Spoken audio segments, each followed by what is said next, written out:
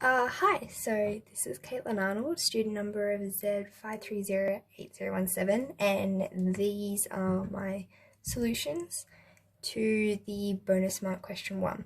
So pretty much what we want to do is first we want to write out our initial information, draw a diagram. So draw a diagram noting how from the ship to the peak in the x direction is 2,500 meters, and from the peak to the shoreline is 300 meters, and then the peak is 1,800 meters tall. And the initial velocity of the projectile is 250 meters per second. For the x component of that, so the initial velocity in the x direction, it's 250 cos theta, and similarly in the y direction, it's 250 sine theta. So what we're going to do first is I resolved the components into their vertical and horizontal components.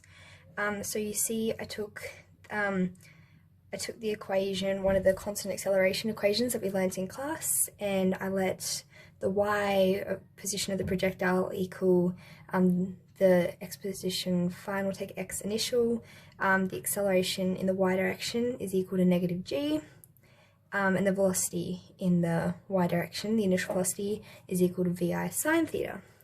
Subbing those all into the equation, you get y position of projectile is equal to the initial velocity of the projectile in the y direction times by the time minus half gt squared. Now similarly, you do that with the horizontal components, and what you want to do is you want to, because you get x, the x position of the projectile times by, well, equals the initial velocity times by the time, then what you want to do is you want to rearrange the equation to get time by itself. Then through doing this, what you'll do is you'll sub equation 2 into equation 1, and you will end up getting an equation. So the y position of the projectile is equal to the initial velocity of the projectile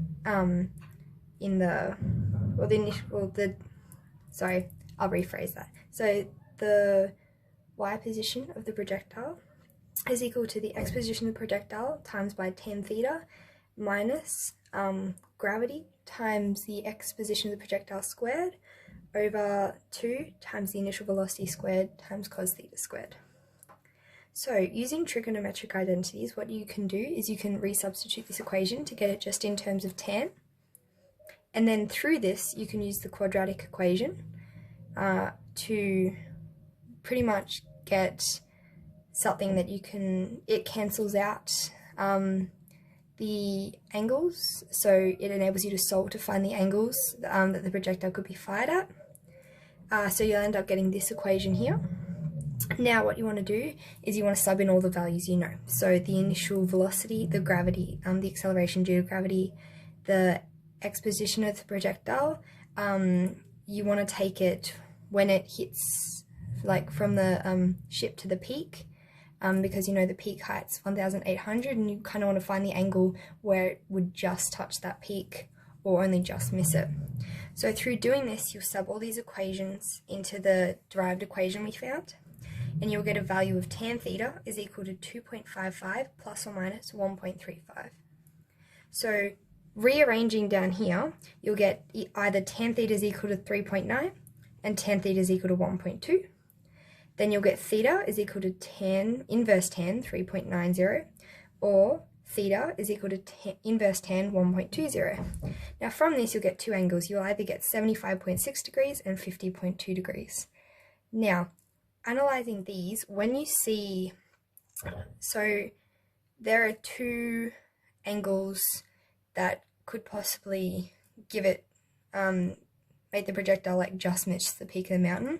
So the projectile could either hit it on the way up on its curve. So if I come back over to this side, so say the projectile is fired at this lower angle, and it would go up and it would hit the peak on its way up, reach its maximum about here, and then go down again. However, if you take the higher angle, it will go up, reach its peak, and then it'll hit the peak on the way down. Now you want to take this angle because it will give you the closest, it'll give you the shortest range, which will enable you to find the correct range in which the ship will be safe from any projectiles being fired.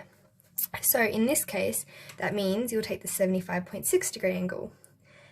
Now what you want to do is you want to get the range formula of the projectile, which is equal to the initial velocity squared times sine of 2 theta all over gravity.